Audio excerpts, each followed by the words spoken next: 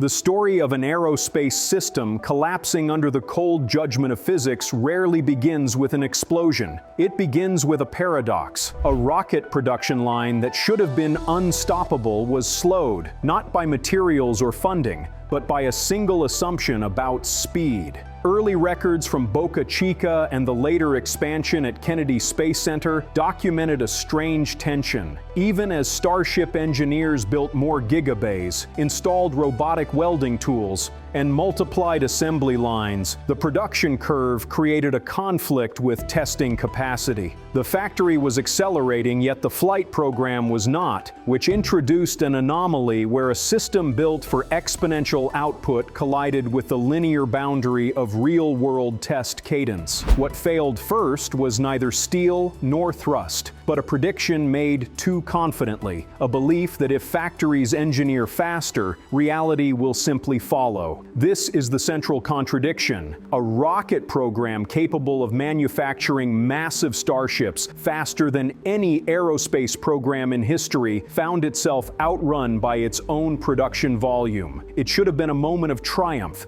defined by gigabays, parallel assembly, and Raptor engine lines working at unprecedented scale. Yet, this expansion revealed the hidden systemic fault. When output increases, the probability that overlooked variables accumulate at the same velocity also increases. The production boom became the pressure that exposed weak joints in the design, the workflow, and the component tolerance. A simple human assumption that faster manufacturing equates to faster progress met the immovable constraints of structural physics and flight qualification oversight. This is the precise point where the system began to diverge from all expectations. On paper, the production numbers were perfect. 3 gigabays at Starbase and 1 at Kennedy, supported by 2 Raptor lines in McGregor, reported output targets doubling year over year. Tanks rolled out every few days, and nose cones were stacked at a pace that seemed impossible only a few years earlier. But telemetry from early 2025 flights exposed a core question. Why were vehicles produced under identical conditions, showing radically different thermal margins, weld behaviors, and overall load responses? The factory was using the same steel, the same robotic weld sequence, and the same bay layout, yet the structural signatures varied across the fleet. A system engineered for speed had unknowingly introduced variance, minute and invisible,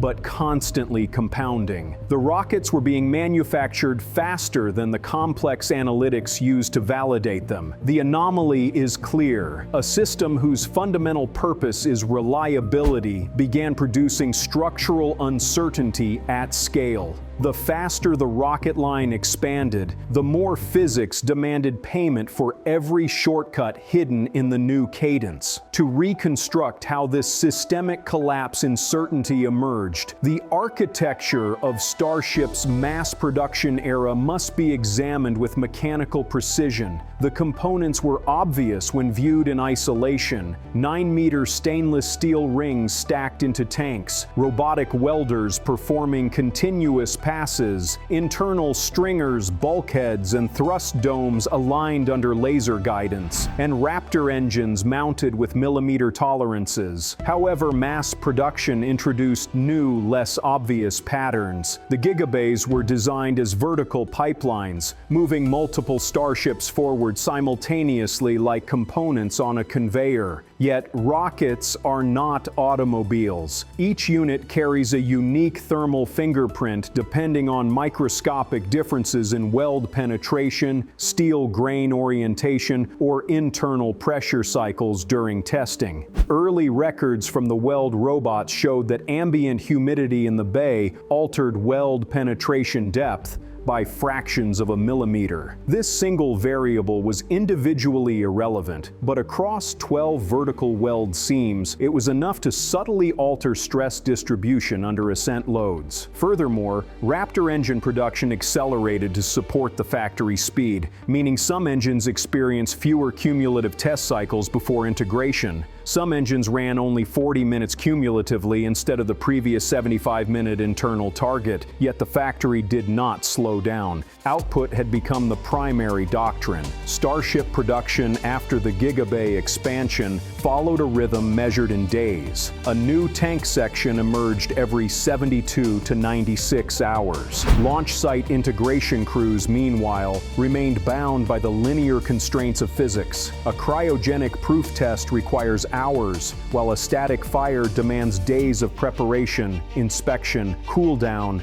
and hazard analysis. Flight windows were locked by range availability, weather, and regulatory oversight, meaning factory cadence and flight cadence lived in separate, asymmetrical realities. This growing tension created what engineers later called the lagging truth problem. The data that should have informed manufacturing was always a generation behind the physical hardware rolling off the line. When the facility expanded to Kennedy, this asymmetry doubled. 4 gigabays feeding 2 launch sites resulted in an unprecedented production pipeline that outpaced the ability to test any single modification thoroughly. The expansion introduced a hidden operational variable. Changes validated on one version of Starship were immediately applied to the next 4 or 5 vehicles in the queue before full flight telemetry confirmed them. Small cracks began to appear. A twist in ring alignment during stacking remained within tolerance, but only barely. A thermal tile section vibrated at 18 Hz under ascent simulation instead of the target 15 Hz. A thrust dome weld cooled slightly unevenly due to overnight temperature swings. None of these details caused a catastrophic failure alone, but they marked the shift from handcrafted prototypes to automated mass production, where any unnoticed pattern scales exponentially across the fleet. The core insight remained. The factory was producing rockets faster than physics could approve them. The critical reversal begins with a single, small assumption made deep within the system's programming. Engineers had believed that robotic welding, consistent, controlled, and repeatable, would reduce variance to nearly zero. Early test articles supported this premise, but the actual reversal emerged when the robots were commanded to operate faster.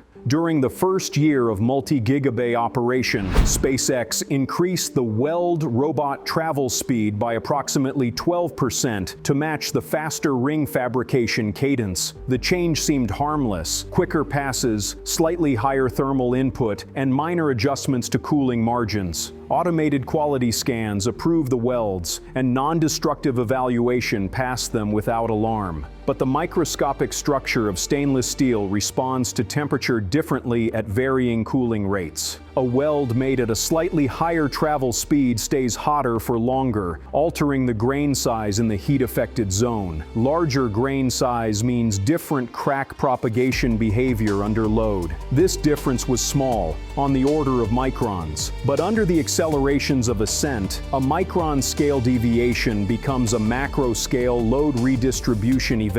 The key oversight came from integrating multiple rings welded under these slightly altered conditions. At mass production speed, those rings rapidly became entire tanks, which then became entire vehicles, multiplying the thermal variance across the stack height. Records later showed that several Starships in mid-2025 exhibited asymmetrical heating patterns during atmospheric re-entry simulations, not by 50 degrees but by 2 to 5 degrees Celsius. This was just enough to indicate uneven heat dissipation along the weld seams. In parallel, Raptor engines produced during the accelerated production period showed higher injector face roughness due to slightly shortened polishing cycles. This caused their vibrational profiles to drift upward by less than 1%. Individually, these details were meaningless. In parallel, they formed a pattern. The near-miss moment arrived with Flight 12,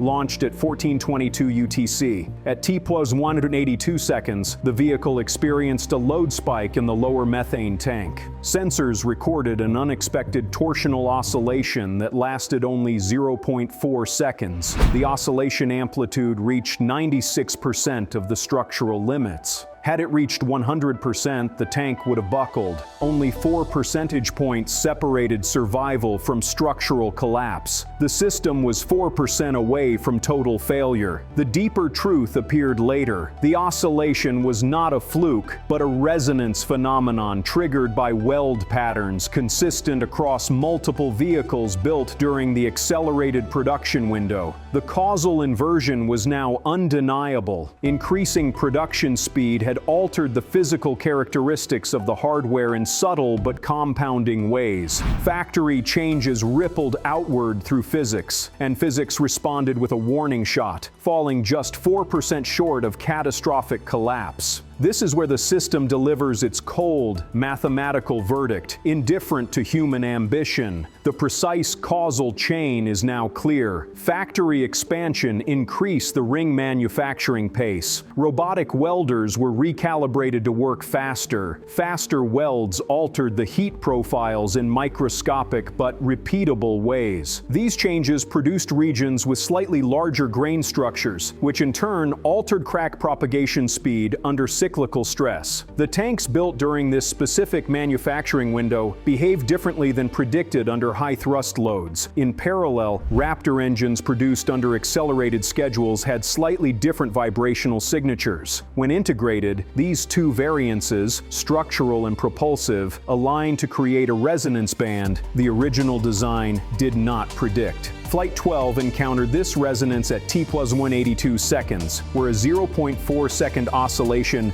nearly exceeded the tank tolerance. This is the dopamine core. Physics judges not intention, but interaction. When weld patterns, engine vibrations, and structural modes align, the system reveals the truth of the design. This revelation forced a complete recalibration of production assumptions. Testing pipelines had to be redesigned. Factory throughput was slowed to reintroduce verification steps that were removed during the expansion. Raptor manufacturing cadence was realigned with test stand capacity. Stacking procedures were revised to map weld variants across the entire vehicle, not just on a per-ring basis. Kennedy's Gigabay workflow was resequenced to allow more time for thermal scanning. Consequences radiated outward. NASA oversight tightened, and launch licensing reviews began scrutinizing production cadence rather than flight hardware alone. Engineers were ordered to compare variants across multiple units instead of only inspecting within single units. Aerospace policy discussion shifted to consider the systemic risk of accelerated production in reusable launch systems. The moral precision is undeniable. Hubris in speed collided with the mechanical truth of stainless steel. A system designed for mass production discovered that physics scales at its own uncompromising pace. In the aftermath, analysts framed the event not as a failure, but as a structural correction. The system had exposed a fundamental limit. Production speed is meaningless when verification cannot match it. Starship's mass production lesson became an embedded part of aerospace doctrine.